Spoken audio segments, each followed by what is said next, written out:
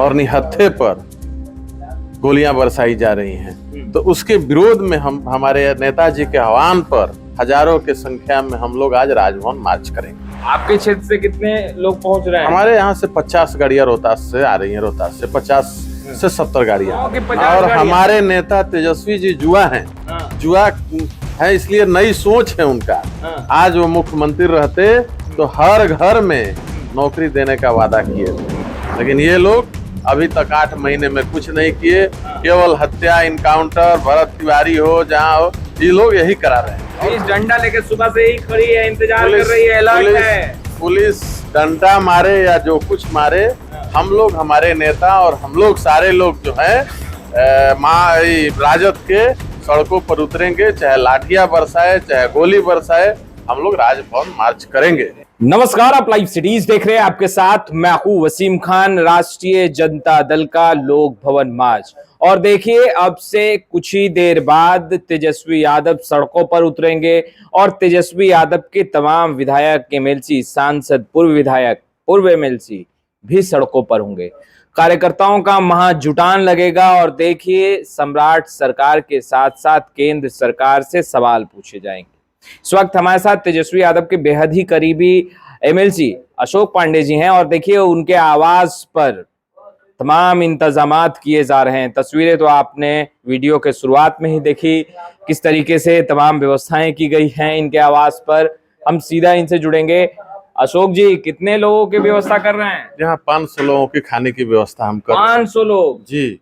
और हमारे जो नेता आदरणीय तेजस्वी जी के नेतृत्व में हजारों की संख्या में हम लोग आज राजभवन मार्च करेंगे। जिस तरह से हर परीक्षा में सिपाही भर्ती हो, आपको जो है बीपीएससी हो, सब में जिस तरह से पेपर लीक हो रहा है, और खासकर नालंदा से लोग जो जुड़े हुए हैं, नालंदा से जुड़े और हुए देख रहे हैं आप कि किस तरह से संजीव मुखिया को क्लीन चिट दे दिया गया। तो इस तरह से जितना व्याप्त भ्रष्टाचारी है परीक्षा में, उसके विरोध, और जो सिवान में AK-47 से किस तरह से देख रहे हैं निर्दोष और निहत्थे पर गोलियां बरसाई जा रही हैं, तो उसके विरोध में हम हमारे नेताजी के आह्वान पर हजारों की संख्या में हम लोग आज राजभवन मार्च करेंगे। आपके क्षेत्र से कितने लोग पहुंच रहे हैं? हमारे यहाँ से 50 गाड़ियां रोहतास से आ रही हैं, रोहतास से 50 से 70 गाड़ियां आ रही हैं। युवाओं की? हाँ, युवाओं की। और हमारे नेता तेजस्वी जी जुआ हैं, जुआ है, इसलिए नई सोच है उनका। आज वो मुख्यमंत्री रहते तो हर घर में नौकरी देने का वादा किए थे, लेकिन ये लोग अभी तक 8 महीने में कुछ नहीं किए। केवल हत्या, इनकाउंटर, भरत तिवारी हो जहाँ हो, ये लोग यही करा रहे हैं और कुछ नहीं। बस सिर्फ ध्यान भटका रहे हैं, विकास का कोई काम नहीं हो रहा है। खजाना तो आप जान ही रहे हैं कि खाली है। नहीं, तो जो एनडीए के नेता हैं कह रहे हैं कि मुद्दा खत्म हो गया तो अब सड़क पे उतर रहे हैं। भाई, जब मुद्दा रहता है तो सदन के अंदर बोलते नहीं। मुद्दा तो जनता का है ही ना है। जनता देख रही है कि कहां से हम लोग 10,000 में भटक गए और ईवीएम में छेड़छाड़ करके ये लोग 220 सीट ला दिए। तो अब जनता को सजग हो चुकी है, और इन लोगों के खिलाफ जिस तरह से जो दिन रात पढ़ाई करता है, जो दिन रात मेहनत करता है, वो रिजल्ट जब आता है तो देखता है कि मेरी सूची में नाम नहीं है, तो पेपर लीक हो जा रहा है और उसको बचा लिया जाता है। पुलिस डंडा लेके सुबह से ही खड़ी है, इंतजार कर रही है, अलर्ट है। पुलिस डंडा मारे या जो कुछ मारे, हम लोग, हमारे नेता और हम लोग सारे लोग जो है राजद के सड़कों पर उतरेंगे, चाहे लाठियां बरसाए, चाहे गोली बरसाए, हम लोग राजभवन मार्च करेंगे। ये वाले कह रहे हैं हुड़दंगाई कीजिएगा। नहीं, हुड़दंगाई नहीं, शांति प्रिय होगा। वो लोग गलती करेंगे तो हम लोग उसका जवाब देंगे, लेकिन हमारे नेताजी का आह्वान है कि शांति पूर्वक मार्च करना है, किसी तरह का। और हमारा पार्टी भी संस्कारी है, उन लोगों के तरह थोड़े है। हमारे पार्टी संस्कारी है। नेताजी का आह्वान है कि एकदम शांति पूर्वक मार्च करना है। ये वाले कहते हैं कि चाल चलित आचरण आरजेडी वाले का हुड़दंगाई करना है। नहीं, उन्हीं लोगों का हुड़दंगाई करना है, वही लोग करते हैं। हिंदू मुस्लिम राइट कराते हैं। ये आपको जो है जहाँ भी करते हैं, रोजगार नहीं देकर लोगों पर लाठियां बरसाते हैं, हम लोग यही कर रहे हैं। आपका आवाज उतना बड़ा नहीं है, 500 लोगों के व्यवस्था कर रहे हैं। अच्छा, खाने पीने में क्या रखे हैं? बढ़िया है, दाल है, चावल है, सब्जी है, दही बड़ा है, दही है, दही बड़ा है, दही भी है। सब कुछ की तो व्यवस्था किए ही हैं हम लोग। तो हमारे लोग आ रहे हैं और खाना खा के यहाँ से हम लोग निकल जाएंगे। आवाज उतना बड़ा नहीं ना है? बड़ा नहीं है, जो है उसी में ना हम लोग करेंगे, जो है उसी में करेंगे।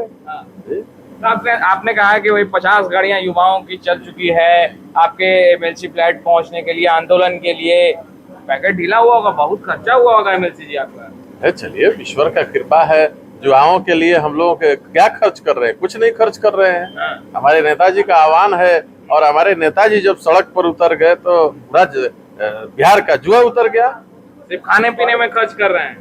खाने पीने में खर्च की तो हम किसान परिवार से हैं। चावल हमारे ही यहाँ होता ही है, दाल हमारे यहाँ होता ही है, सब्जी होता ही है। तो खरीदना क्या है? मार्केट से मसाला खरीदना है, मसाला खरीद बस।